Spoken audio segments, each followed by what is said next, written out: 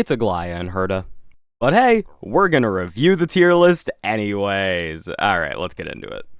Hello everybody, my name is Christian, and today we are going to be doing something that I've quite literally never done on this channel. We are going to be looking at the pre-win HSR tier list. Now, I actually use this quite often. I'm sure many of you know that. I use this in a lot of my videos, or I use it to kind of look up information because it's just... This site is very all-encompassing. It's got a really nice layout and format. I have a lot of respect for the people who put all this together, especially since a lot of the community seems to be very mean to them, and I've never understood why. Like, the information is always accurate, at least in terms of, like, numbers and how abilities work and all that.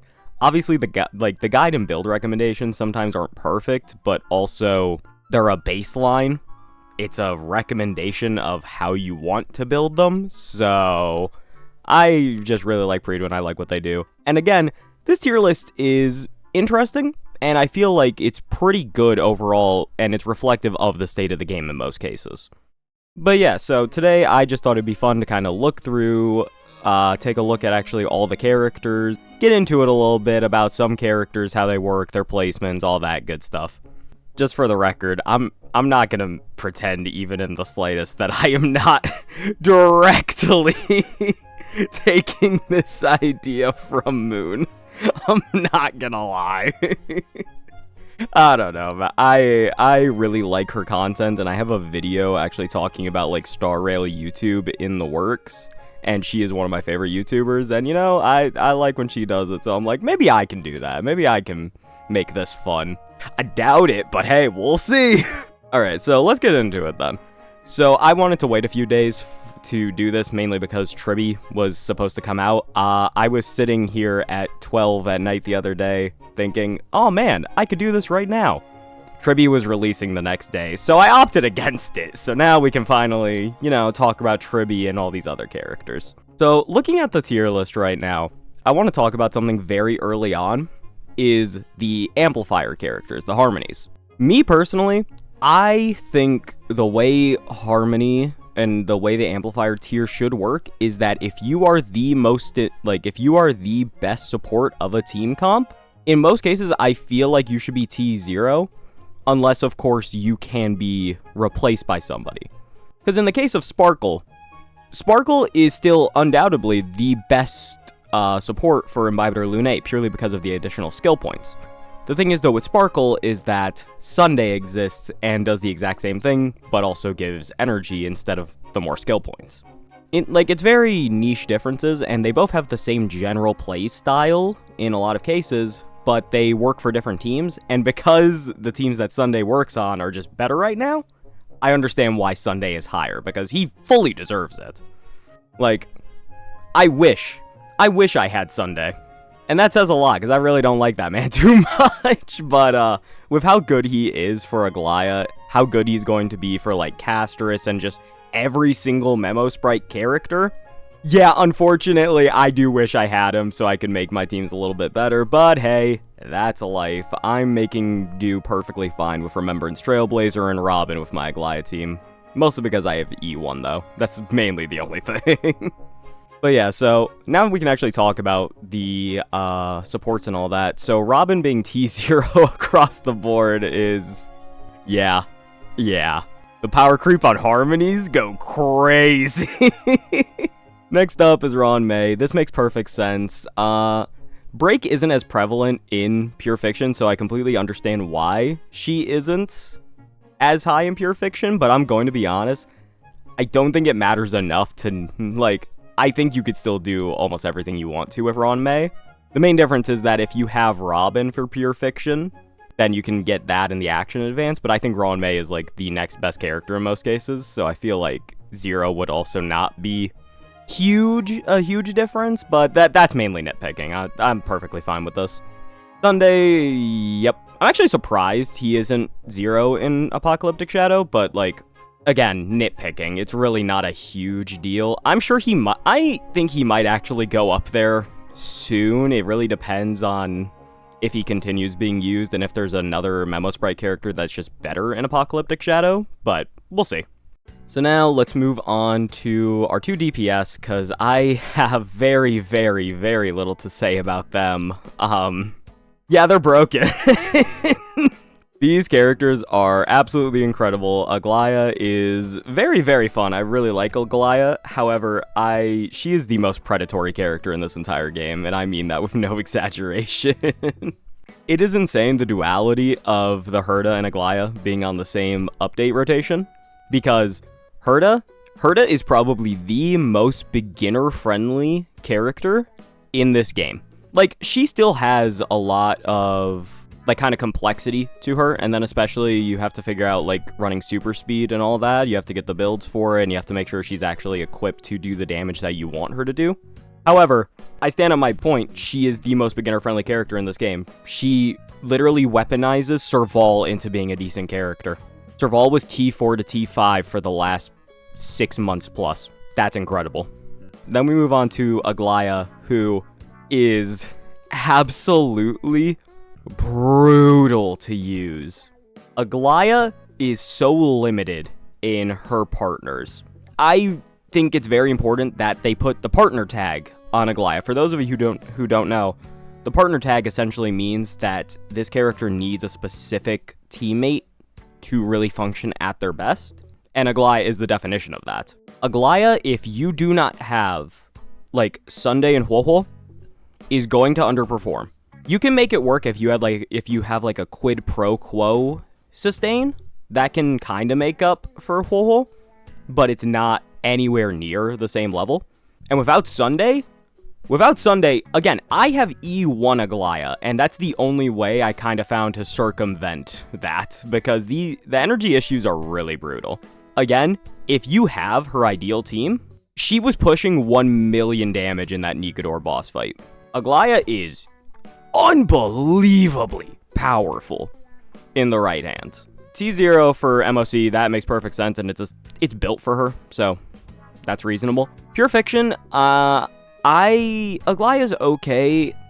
I don't love her in Pure Fiction, mainly because she can only hit 3 enemies at a time, and while that should be fine, it kind of ranges, but she's okay in Pure Fiction.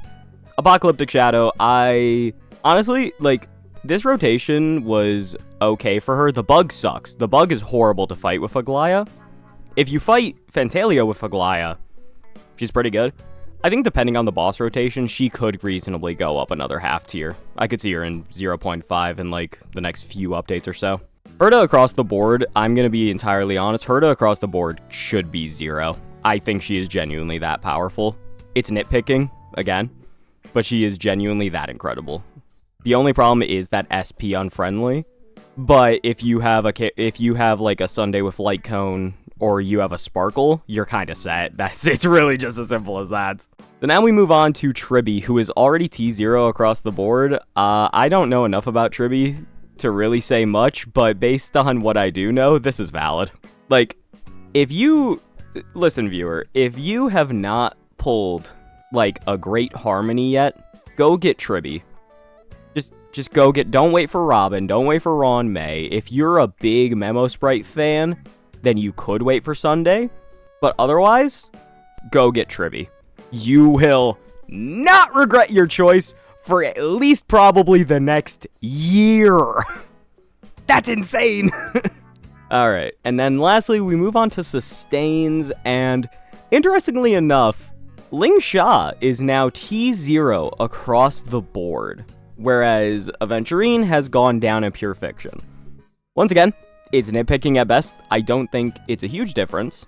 But even when I made that old sustain issue video, people were already saying back then that Ling Sha was the best sustain in the game. And I found that interesting because Aventurine's kit, on paper, is so incredible for not dying, while also just being a massive benefit to almost any team in the game. The one thing, though, with Aventurine is the current meta and the new characters that are coming out are gonna not favor him quite as much. The reason I say that is, let's go look at Aglaya and Herta again. These are both characters that are action advanced characters, and they rely a lot for their best teams on also getting action advanced by a Sparkle, by a Remembrance Trailblazer, by a Sunday. The way shields work is that they last for a set amount of turns, but it is dependent on each ally's turn, not Aventurine's turns.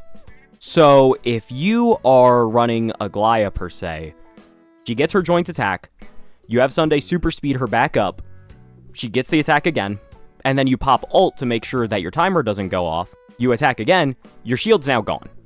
Your shield is gone, and then we don't know, like, if the enemy cycle is wrong, you might end up getting hit, and then a lot of characters, or a lot of bosses in this game are getting to the point where, even if you have good sustain, if you are, like, below, if you are at half health even, you can just die. You can just straight up die. It's definitely a bit worrisome, especially with these two types of characters with the prominent action advance, because that didn't exist as much for the last update, for the last whole version update or so. So Aventurine was definitely on top. Again, I think this is something that can be rectified by just smart play for the most part, and having a good Aventurine, or at least a somewhat speedy Aventurine. The thing is, though, is that Lingsha is not really going to give you as much of that issue. And yeah, she's not perfect, but if you get low at any point, Lingsha will automatically trigger a heal. And then after that, you can use your skill to start getting Fuyuan up, or you can use your ultimate and Fuyuan will immediately trigger again. I can reasonably see why Lingsha is the overall preferred choice for a lot of players right now. That doesn't mean I think Aventurine is worse, but I think now, instead of Aventurine being the universal choice for everything besides Break, I think now there can actually be an argument, which is honestly good. It's good to have some competition, because that just means, oh, I don't always have to pull for Aventurine when he comes back, or I can, or now I can get a Lingsha. Like, this is good. It's good to have some competition in that, because then it allows players to really have a choice in who they want. I already feel like I've talked so much, and we haven't even touched T0.5. Jesus Christ. So now, let's take a look at this next little tier right here. Most of these I actually don't have super detailed stuff to say. I mean, Remembrance MC, amazing form, and I think it is fair to say it is better than Harmony Trailblazer. Harmony Trailblazer is amazing, but mainly for only Break. Whereas Remembrance Trailblazer can be good for every other type of team, truthfully, except for like DOT. But you're going to be good for summon teams, you're going to be good for just conventional crit teams. You could probably even be good for follow-up teams because of the crit damage share, blah, blah, blah, blah, blah.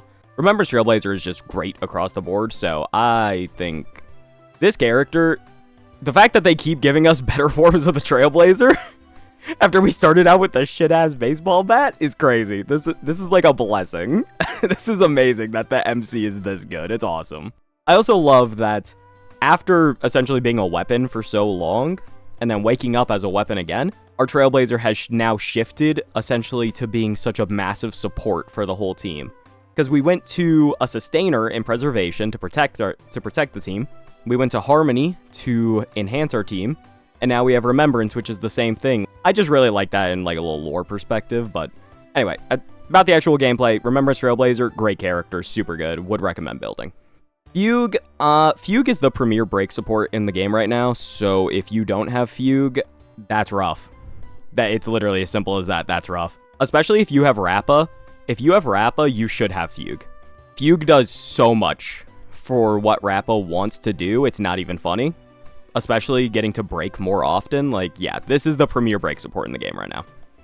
Reasonably, even though Fugue isn't quite near the same realm as these characters, because of how important Fugue is to that one specific meta, I could realistically see her being T0 across the board.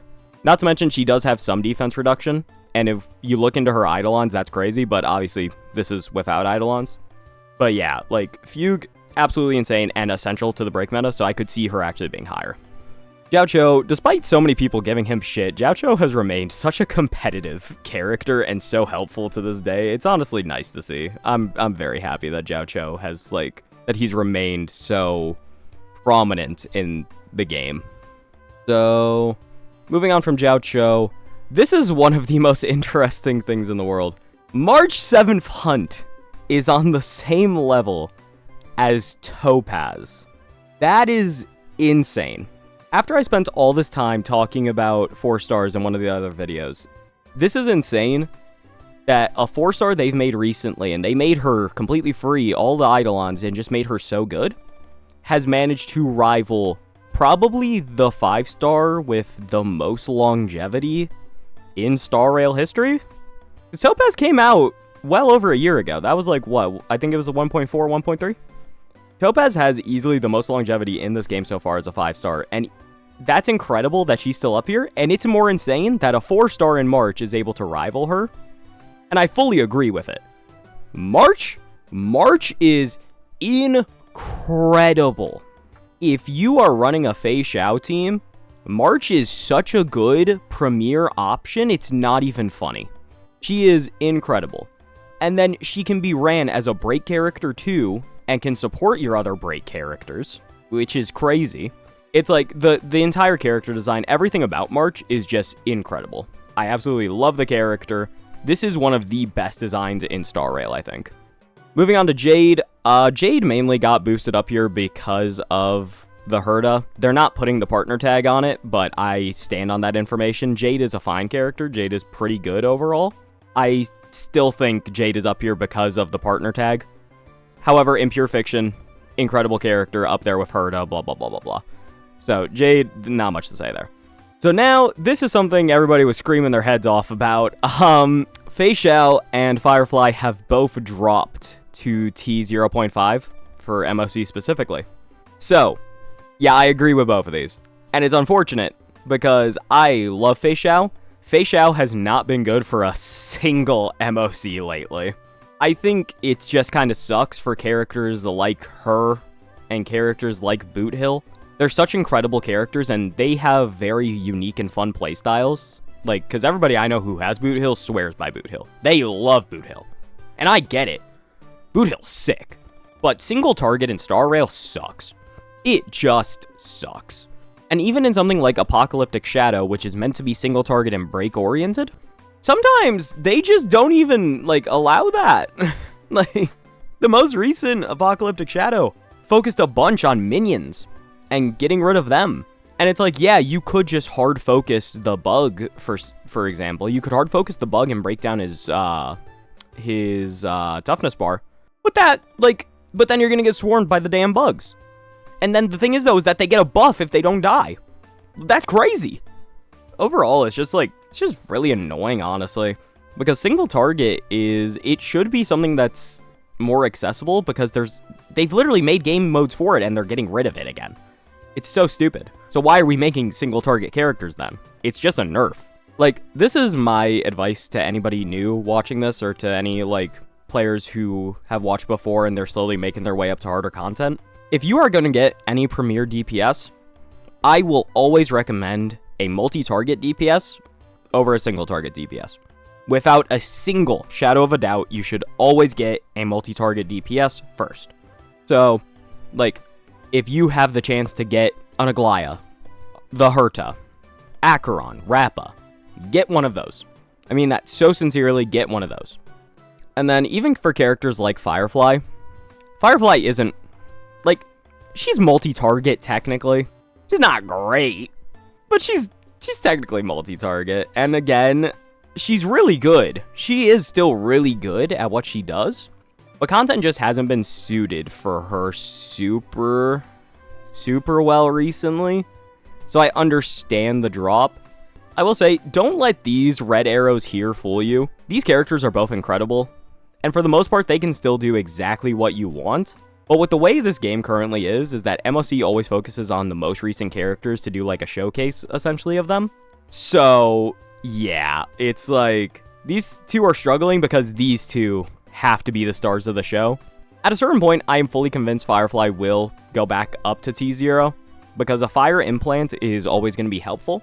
And I don't think they're going to be quite done with break support yet. I do think it's going to be entirely Memo Sprite focused going forward. However, Firefly can still be really, really good. Just remember that. Firefly is still really good, so is Fei Xiao. I don't have much to say about Rappa. I do genuinely think Rappa is probably still one of the most underrated characters in the game. I personally don't like Rappa's playstyle, actually, but it's effective. It is very fucking effective, and that's really just the end of it. So this all makes sense. I think Pure Fiction could actually be higher, but I don't think it's been super suited to her recently, so what are you gonna do? I've talked about Acheron enough. I mean this sincerely. If you do not have Jiao Cho, don't use Acheron. Like, you can run Jiao Cho Pela and then a good healer. That'll be fine for Acheron. If you do not have at least Jiao Cho, Pela's good. Yeah, I don't think Acheron's worth using right now. And it makes me very sad, because I don't get to use my Acheron that often, because I went into the follow-up teams. I don't regret the choices of the characters I made, but it does mean that using Acheron becomes a lot harder, and that's just unfortunate. Moving on, we can finally get into meta characters. I'm gonna be a lot quicker with these. So let's start with sustains. Luocha's never leaving this spot. He might go down to T2 someday at worst. He's never leaving this spot, and I'm fine with that. But I also don't think he should ever go up unless he's part of those character buffs they're planning. Fu Xuan going down. She doesn't work with memo sprites, because that just means there's more entities on the field that are going to take AoE damage that are going to get her hit. That sucks, but yeah, I completely understand why Fu Xuan is going a bit lower. Not to mention is that a lot of traces nowadays actually include crit now, so now crit is nowhere as hard to get.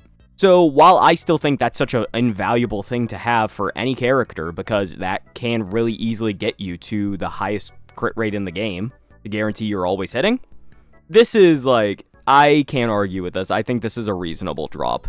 I still think Fu Xuan is an overall incredible character, and if you're not going to focus memo sprites for your account, this is fine. You can get Fu Xuan and not worry at all, but it's not the best for those teams.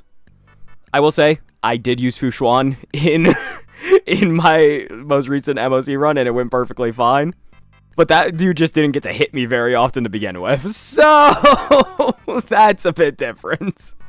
Harmony Trailblazer, yeah, just completely outclassed by Fugue now, but also, I just think, because they also give more break effect overall than Fugue, Harmony Trailblazer is still really, really good.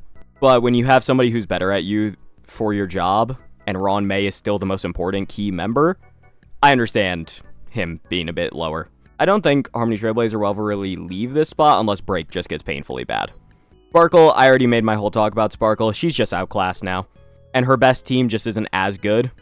So, Pela's never leaving, like, the meta character area too. I will say, if you can get Jiao Cho, get Jiao Cho. He is simply going to be a bit better. However, Pela is still great. Great free character, especially. She is amazing at her job when built well, and that's really all there is to it. I think this is just such a good spot, and it's nice to see a 4-star has managed to keep this relevancy, especially since Pela was a launch character. That's insane. Argenti, partner character. Serval, partner character. I would really not recommend using either of these as your primary DPS in most cases, unless you're using Argenti in Pure Fiction. That is a big difference. He's really good there. Without Herta, he can be fine, but I personally just wouldn't really recommend it in a lot of cases. But they're up here because of the Herta. That's literally it. There's not much to say. Moz I feel very similarly to about March. I think he is a wonderfully designed character. Absolutely insane overall, especially for a 4-star. I think March is better than him in just about every single scenario except for Dr. Ratio. But since Dr. Ratio is just kind of worse right now because he's an older character, his kit is starting to fall off. I think Moz should definitely be lower. I think March is by far the better character, and I think there is a substantial enough gap to warrant there actually being a tier difference. Moving on to Black Swan. Yeah, DOT sucks. I'm actually not going to talk about DOT sucks right now. Do not pull for Kafka, do not pull for Black Swan if they come back in anytime soon, unless a better DOT support is announced, or a better DOT sustain is announced. Otherwise, do not pull for DOT at all. Do not invest in it. I mean that so sincerely, and it makes me sad. So now, moving on to T1. Kind of already talked about Boothill, so we're going to move on. Jing Yuan, he's fine. If you really want to make him good, he needs Sunday. It is as simple as that. He needs Sunday. But with Sunday, amazing character, Lightning Lord, consistent, so much damage output. Jing Yuan can be really, really good. He got up to T1 because of Sunday, and I'm so happy to see that. He's not getting any higher.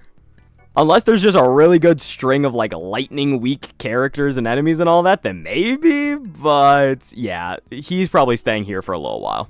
Yunli is another character who I feel was, like, severely underrated. Yeah, this game fucking hates physical. This game just straight up hates physical, and that sucks. There isn't a lot of amazing support for it. Her best teams are still really good, but also, in a lot of cases, her best teams have characters that would be better on other characters. So, that makes it kind of hard for her to really succeed.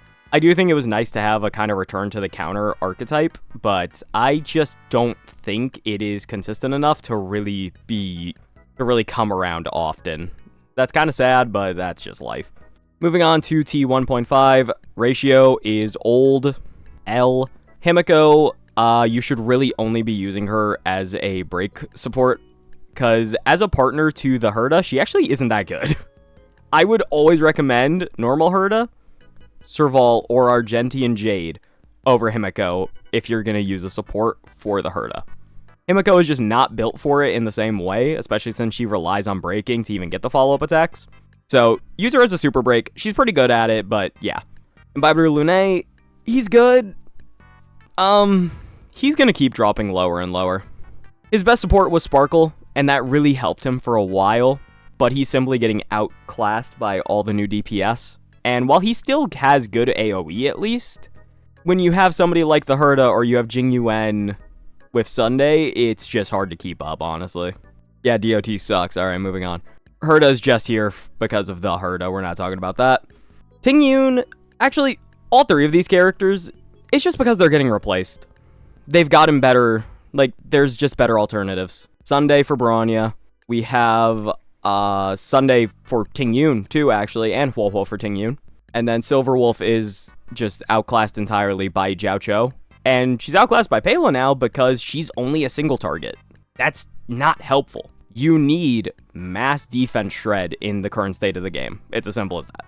This is just the sad tier of just like, we're still pretty good, but we're just not going to be used over premier options. And there isn't a single reason to use us over premier options. So now we keep it going. There's Argenti. Hey, buddy. How you doing? Look at that. Look at that. Clara's just worse Yunli. L. Jingliu! They gave her a whole new set and it made her good for like a month. That's crazy. Her kit is just so hard to expand on, and she doesn't have the res pen to really, like, make more use of things. Not to mention is that there's only so much scaling you can do on the kit. Yeah, it's just rough out here. It's just rough. Because Jingliu's such a fun character. Honestly, Jingliu's probably actually going to drop down to T3 soon, I feel. I don't think Jingliu's going to last up here much longer. Bailu and Japard, I would actually recommend using Lynx over them in most cases. I think Lynx is just... I like Lynx more. Bailu's okay. Japard, he's fine. If you have any character up here, though, there is no reasonable reason to use anything down here. Like, yeah, it's just... Old sustains suck, man. Old sustains are not good. And I love all these people telling me I still use my Natasha and I don't even have Gallagher built. Or I still use Bailu. She's E4 and she does amazing. That's great. I'm happy for you. And that's perfectly fine. Because again, this game is designed... In a lot of cases, your sustain really isn't that important. Besides just keeping you alive. However...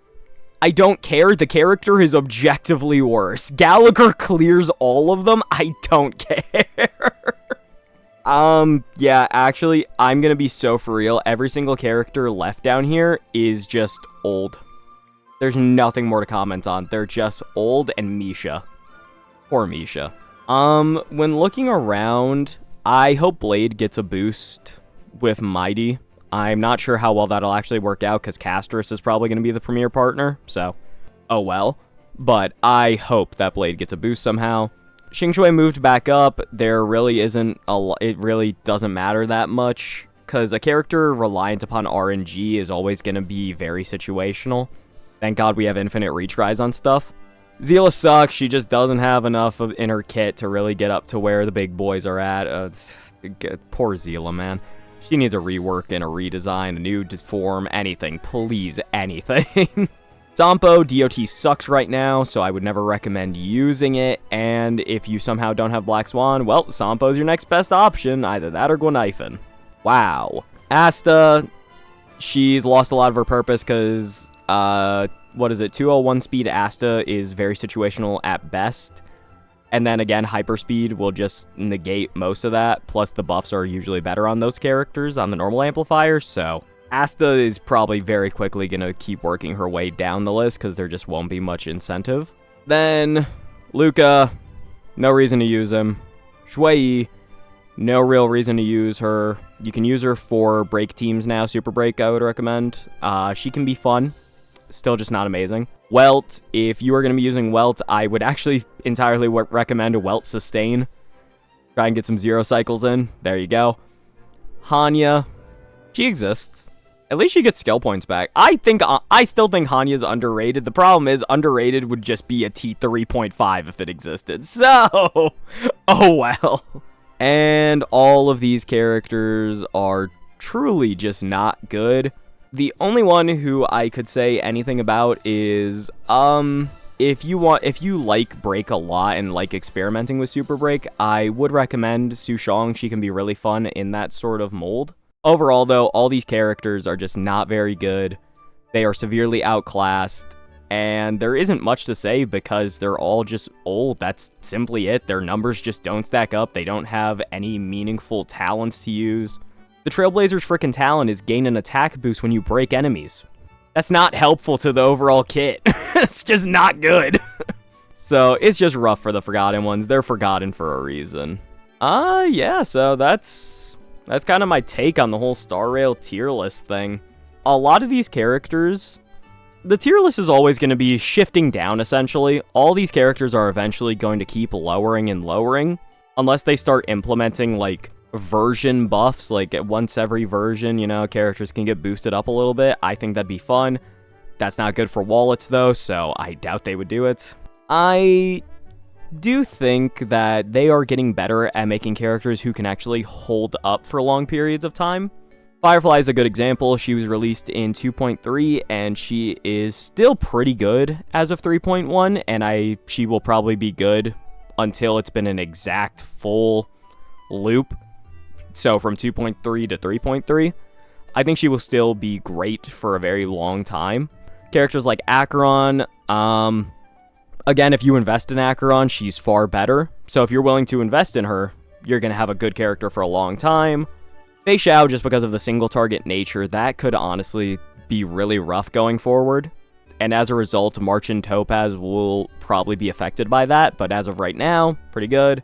And then a character like Tribi, especially, and probably the Herda. Aglaya, I could actually see falling off at some point in the future. But a character like Tribi and the Herda, there is a real world, actually, where those two could stay relevant for a very, very long time. And especially Tribi, because Star Rail, if they've shown us anything, they've shown that they will make these goddamn amplifier characters, they will make them for the long haul. They are here to make sure you actually get your money on these characters specifically. Because, like, Robin, 2.2.